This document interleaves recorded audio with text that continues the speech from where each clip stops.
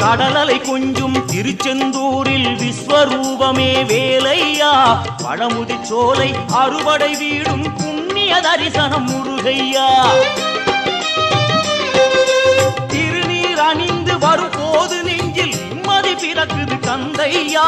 சுகனே சிவனார் மகனே உன்னை பாட பாட சுகமாகுதையா வேல் முருகா